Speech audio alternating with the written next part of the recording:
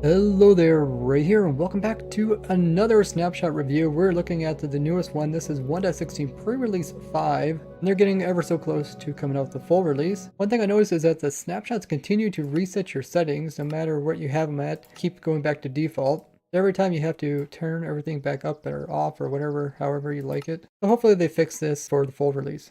So in this 5th pre-release, the main thing they did is they added a warning if you try to run the super high graphics if your system can't really handle it. These are for known graphic drivers. So if you choose this fabulous graphic setting and you get a warning, it means that your driver could potentially have some rendering issues with it. And if it is problematic, it'll also give you some information about the details of what's actually causing the problem. Now you can ignore this warning, but you might just know some graphical issues. First change that they made with pre-release 5 is that iron golems will no longer spawn inside of non-full blocks. This means when the game would try to send them in, it would put them right inside of like slabs or fences. This meant if you like slabbed area, it wouldn't actually prevent iron golems from spawning there. Because as long as there was a solid block below, it kind of ignore those blocks on top. And this is why in my iron farm, I had to make sure that there was no solid blocks underneath of anything that we didn't want them to spawn on. Now this change won't actually affect any of my iron farms because I already designed them so they wouldn't spawn inside of blocks to start with. But some of my old iron farms, like the one I designed for 1.14.3, which is a super tiny iron farm, had them actually spawning inside of blocks. That farm doesn't even work in newer versions. So if you guys are looking for a really simple farm or a really fast farm, I have 2 different videos which I'll link below. It's still working 1.16. And they also made a change so that villagers will run away from zoglins because they are a hostile mob very similar to zombies who try to attack them. They also made it so wandering traders will also run away from zoglins. You could use this to your advantage by making wandering traders or villagers run into a certain location. They made a change so that mobs will no longer suffocate in non-full blocks. So stuff like farmland, path block, as well as soul sand did not suffocate mobs, but appears it still does. Now something we did notice is that in these snapshots, mobs were actually suffocating when they were just having their feet inside of a solid block. So if we summon in a villager, don't look like they suffocate anymore, which is good, but they still haven't really fixed this bug. They fixed a problem to do with players trying to set their spawn point by right-clicking a respawn anchor, but if you had something in your offhand, it would both place it as well as set your spawn point. Let's go ahead and right-click it. And now you can see it doesn't use the offhand. Instead it just sets your spawn point. Seems to be some kind of weird bug when you right click a lectern, it shows you book for a split second. Add it so you're now able to pick block jukeboxes that have music items. So if I do control plus middle click, I get a jukebox that has NBT tag. Now if I right click this one, I can get the disc out of it. Just as if I right click this one, I can get the disc out. Do the same thing for lecterns. There is a book in this one. It says subscribe. You can go ahead and pick block this and place it on this lectern. And now this lectern will also have the book already in it with all the words in it as well. Very useful for people working in creative when they need to make a lot of duplicates of the same thing. They also fix a bug to do with mobs not pathfinding around lava, as well as holes. So now mobs should probably do a better job at avoiding this stuff. There's a minor problem to do with when shift clicking netherite ingots into your smithing table here, it would put it into the wrong slot. So now you see it goes into the same slot that's indicated for ingots. Now last version they added so that you can use the switch item to offhand key to move stuff around from like containers directly into your offhand with a single push of that button. And for most people this button is defaulted to being F, but people that did change it noticed that the game was switching their controls. And there were some problems when you come here to the search bar and you type in something that had an F. Instead of typing F, it would just switch some stuff around your inventory. And they fixed these bugs. Now in my last video where I reviewed the snapshot, I noticed that there was a problem when you would try to attack a mob while being in crouch. It would briefly set you out of crouch and then back into it. And they actually fixed this problem. It's actually to do with the desynchronization. I really like this seed here because there is a 3 high grass block here, which is kind of crazy. I think if you update this one, yeah, it updates them as well. Now there was a problem that some small mobs were actually drowning inside of boats. So let's go ahead and we got a cat as well as a baby cat. Both are very small. You can see that this guy's red line is technically in the water. And this guy's red line is slightly above it. But it doesn't appear that either of them are drowning. So good thing to know. Looks like they will not drown. In the last pre-release, they fixed a bug to do with stuff like signs being attached to blocks that consist of 2 blocks, so stuff like doors and signs. But while fixing that bug, they actually made it accidentally have it so that the doors would duplicate as well as beds when they were broken.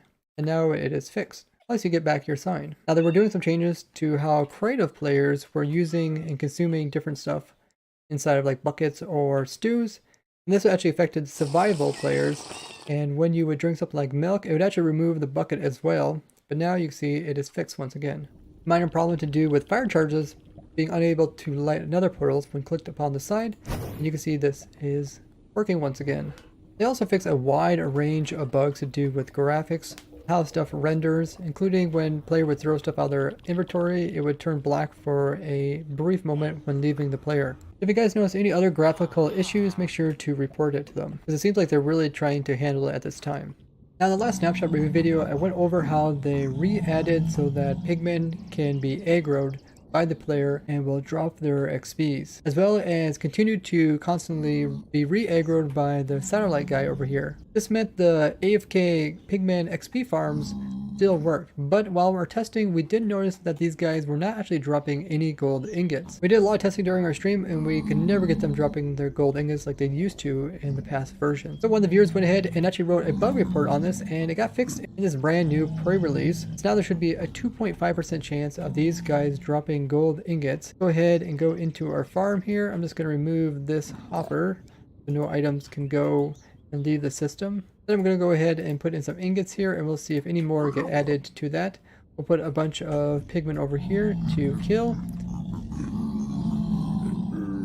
And then we'll go to AFK spot in survival and hit these guys with a snowball. Hopefully we see another gold ingot appear down in the chest. You can see the guys that spawned in get aggroed.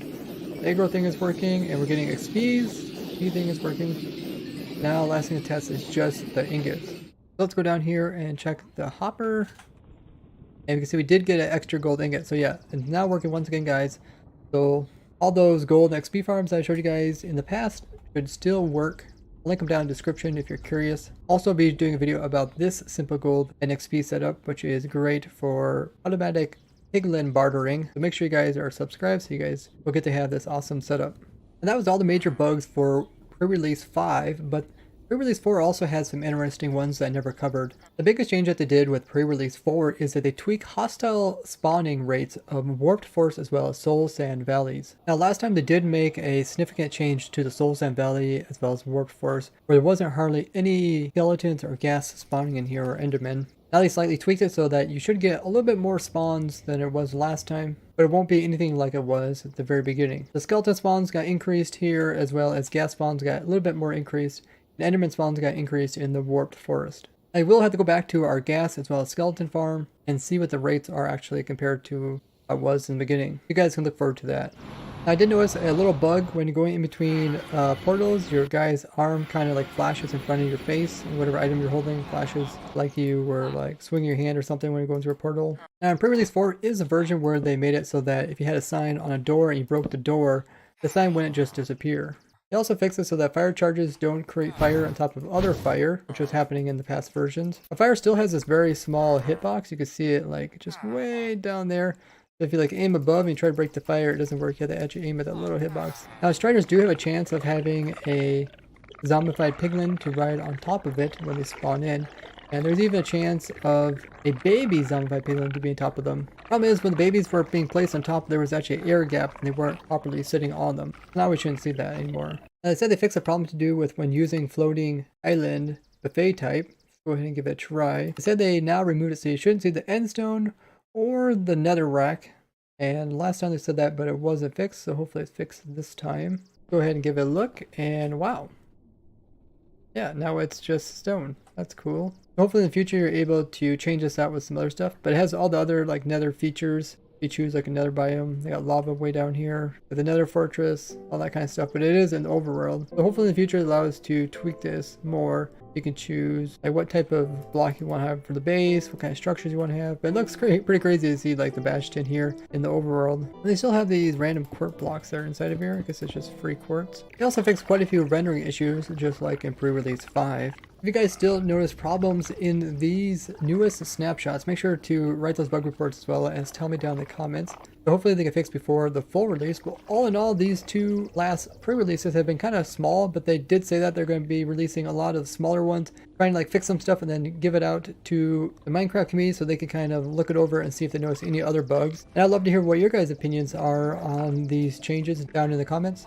Now, the developers also said that they're coming to the end of the 1.16 version, and the full release will be out in a couple of weeks. And don't forget, guys, I stream Wednesday, Friday, Saturday, and Sunday, so you guys can join us in our stream. We'll probably be testing out this new snapshot right after this video goes live, so you guys can click that link down below and join me there. We'll be opening up a testing world, hopping on there and playing around with some stuff. It should be a lot of fun now that they fixed that gold ingot bug that we noticed. You can find all the information how to join on my stream. And as always, don't forget to share this video with your favorite Minecrafters so they can learn about all the changes that are occurring in 1.16, as well as leave a like on the video. I'd like to thank you guys for watching, and I'll see you guys in the next one. Bye bye!